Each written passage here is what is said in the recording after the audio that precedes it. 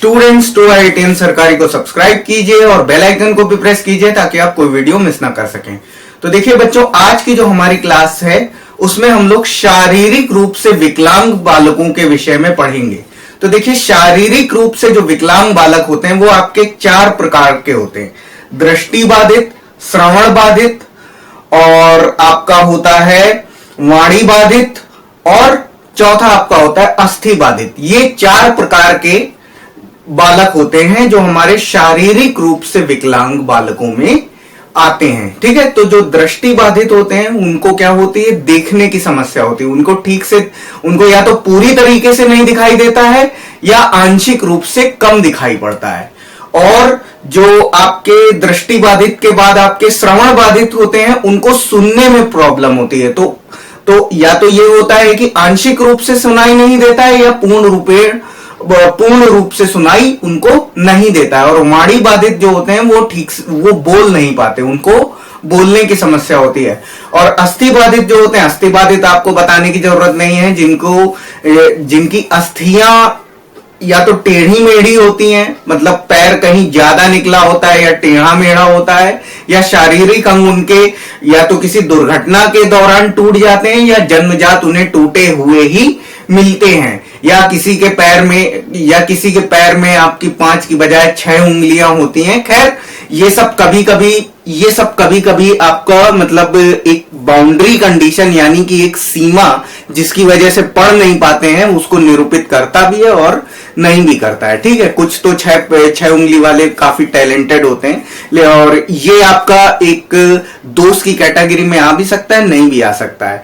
तो खैर, हम उन बच्चों के बारे में पढ़ेंगे जिनकी जो कमजोर अस्थियों की वजह से अस्थियां टूटी फूटी होने के कारण उनको पढ़ने की जो समस्या होती है उनके बारे में हम लोग को डिस्कस करना है। ठीक है, तो इसको देख लेते हैं हम लोग। तो शारीरिक रूप से विकलांग बालक किसी न किसी शारीरिक कमी के शिकार होते हैं। ये प्रायः श्रवण, दृष्टि, अस्थि एवं स्वास्थ्य बाधिता से ग्रसित होते हैं। इस प्रकार के जो बालक होते हैं इनको पढ़ाई के समय में अपने शारीरिक रूप से इनकी शारीरिक समस्याएं जो होती हैं वो इनके अंदर बनी रहती है, जिसकी वजह से ये क्या होता है इनके साथ कि ये ठीक से पढ़ नहीं पाते हैं, जिसके कारण इनका शारीरिक विकास अवरुद्ध हो जाता है।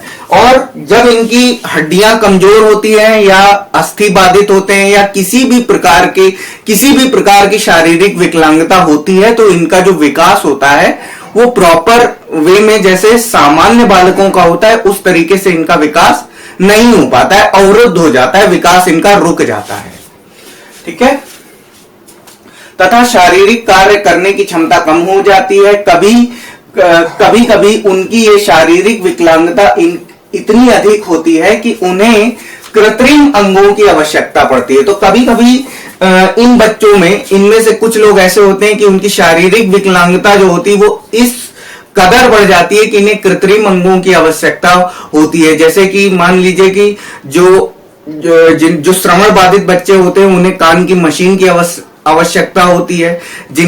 जो अस्थि बाधित होते हैं जिनका पैर कभी टूटा होता है तो उनको कृत्रिम आर्टिफिशियल अंगों की आवश्यकता होती है। जैसे किसी को आर्टिफिशियल हाथ की आवश्यकता हो सकती है, किसी को आर्टिफिशियल लेग की आवश्यकता हो सकती है, आर्टिफिशियल पैर की आवश्यकता हो सकती है। ठीक है, इसी प्रकार से उनके शिक्षण को भी उनकी विशिष्ट आवश्यकताओं के अनुरूप आकार देना होता है।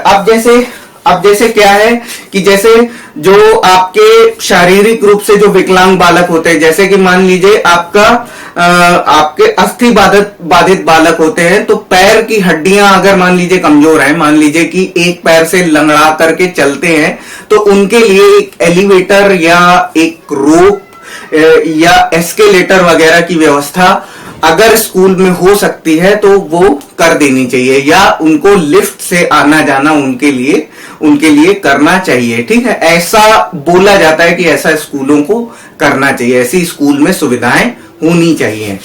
ठीक है, शारीरिक रूप से विकलांग बालकों को अस्थि बाधित या विकलांग कहते हैं।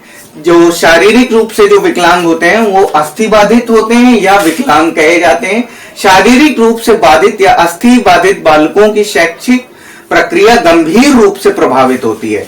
मतलब जो अस्थि बाधित जो बालक होते हैं तो इनकी जो शिक्षा होती है वो कई फैक्टर्स के कारण क्या होती, प्रभावित होती है।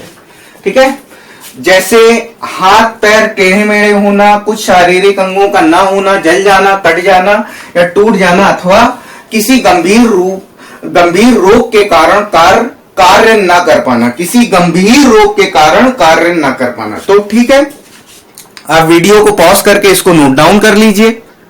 तो अब देखिए, शारीरिक विकलांगता का ये वर्गीकरण है, इसके 4 भागों में बांटा गया है। पहला है दृष्टि बाधित, श्रवण बाधित, वाणी बाधित और अस्थि बाधित बालक। ये इतने प्रकार के आपके बालक होते हैं और इन सब के बारे में हम लोग डिटेल में पढ़ेंगे। जो भी हमारी अगली जो क्लासेस होंगी, जो अपकमिंग क्लासेस होंगी, उनमें हम इनके बारे में डिटेल पढ़ेंगे। ठीक है, सो आज की क्लास के लिए इतना ही। All right, fair enough, God bless you all and this is the end of class.